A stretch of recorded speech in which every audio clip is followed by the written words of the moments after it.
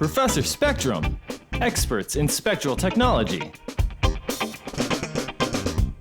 There are various attachments available for the Bruker ATR FTIR. To change to your preferred attachment, push down on the silver button located at the top of the attachment until you feel it click into place. From here, you can set aside the attachment and align the new attachment with the main unit. Push down again on the silver button. You should feel it click into place. To bring power to the unit, use the screwdriver to remove the back plate.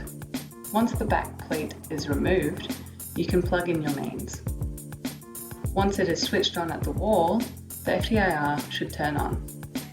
Once the loading screen has complete and you have completed the performance qualification and operational qualification if required, the Bruker ATR FTIR is ready to use with your preferred attachment.